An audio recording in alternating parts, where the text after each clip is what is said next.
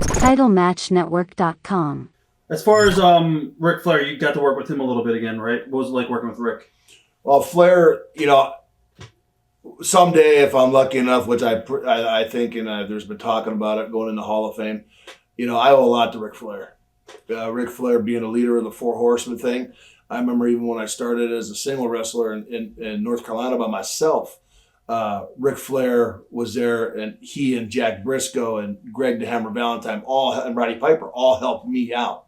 I mean, here's Jack Briscoe at the time, let me slam him on TV. And Ric Flair, when he was the world champ in Carolina at the time, he let me slam him on TV too. And I was just a young, wet behind the ears kid. I knew nothing. But that's how these guys could see the future of the wrestling business go.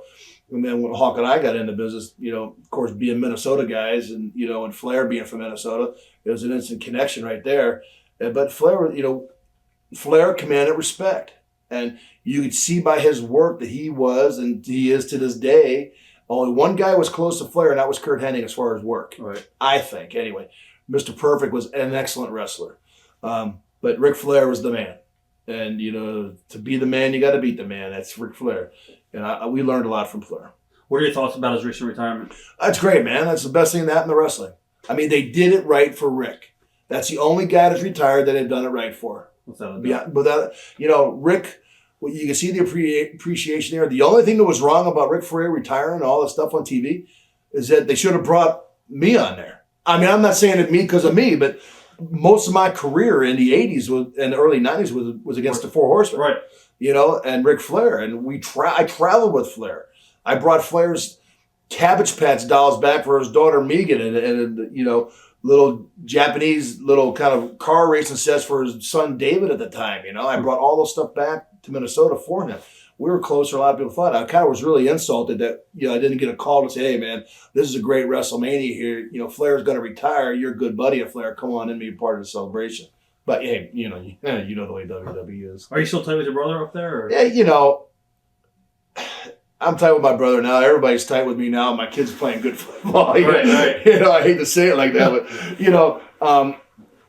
it's not as tight as it should be. There's a lot of mixed feelings there. Personally, see, a guy like me, and I'm being as modest as I can, I've learned from the best. What the hell am I doing sitting home? You want to be back in the ring? Or? Oh, no, I don't want to be back in the ring. I should be behind the scenes. I should be teaching tag teams. Right. Their tag teams are horrendous.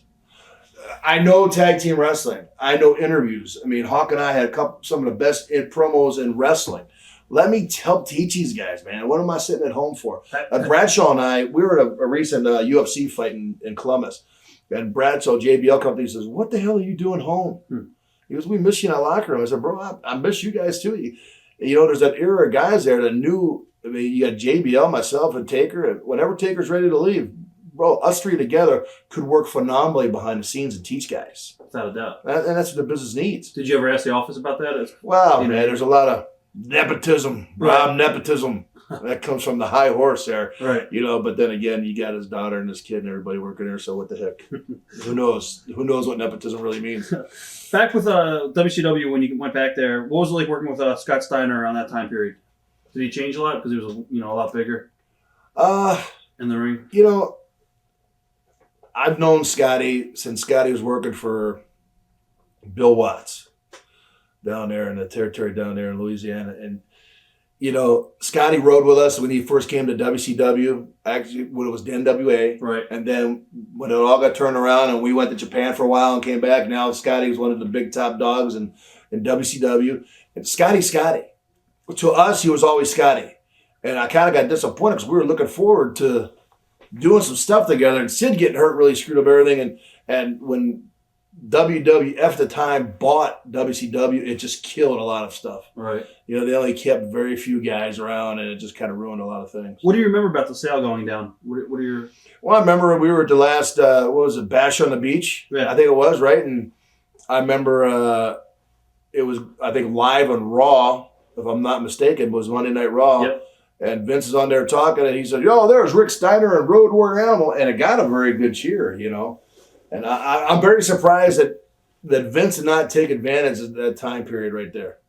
Because Even when I went to WWE with Heidenreich, Right. Vince would give me little jabs. We're going to hear the Road Warrior pop today, Animal, and I said, "Well, you never know, Vince." And you gotta love the fans, man. The fans never let you down. Every time I've ever stuck my head through the curtain, whether it was TNA, WCW, WWE, WWF, I've always got the pop, so it was pretty cool. Did you think Bischoff was going to buy WCW? Because there was talks at one point that he might have a company that was going to back him. Well, I was hoping that Bischoff and Hogan were going to buy it. Right.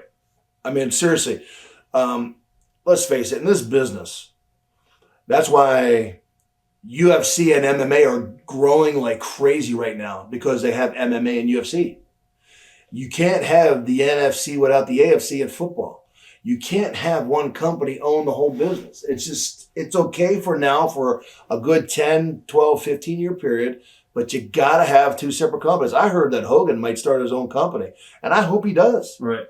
Because he's about the only guy that probably could do it and get enough guys to change over to work for him other than Vince, And I think our business needs more companies. And I also think our business needs to take care of the guys a little better, to be honest with you. As far as what, like... Well, I don't know if you need a union, but you need something. You need something to clear up that little cloudy area of independent contractor employee.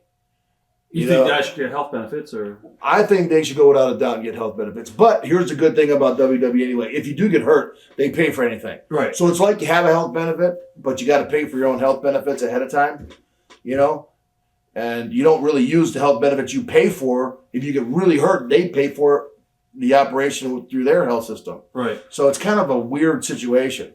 They kind of like pay for it for you working for them kind of deal. It's kind of like an unwritten rule. So, what do you thought about the new policy regarding anybody that has maybe drug or alcohol problems? They now are, telling any of the boys that they could come to Vince or to the office and they'll pay for the rehab. Do you think that's... Well, I think that's pretty cool. I mean, at least you're not just throwing them away. Right. I mean, a lot of places, a lot of companies now are throwing you away. I think it needs to be strict only for the health and welfare of the guys. I'm not being a hypocrite, because back when things were legal, I did what I needed to do into the ring to be 325-pound animal. But now, when guys start acting like a Pac-Man Jones and this kid Henry that just got let go by Cincinnati Bengals, how many times you got to get your hand slapped before you open up your eyes and realize you're losing millions of dollars? Don't be an idiot. Right. When the guys start being an idiot, that means something's got to control their soul that they cannot control. So somebody's got to step in and be man enough to say, let's fix this kid, or let's give an opportunity. I like the 3-strike rule myself. Let the kid screw up once, he screws up twice, third time, hit the road. It's kind of like what they did to Heidenreich. I mean, you kind of really didn't respect the gimmick a lot, or the company, and right. they let him go finally. They gave a guy a lot of chances. I'm going to ask you about him coming up later on, definitely. All right.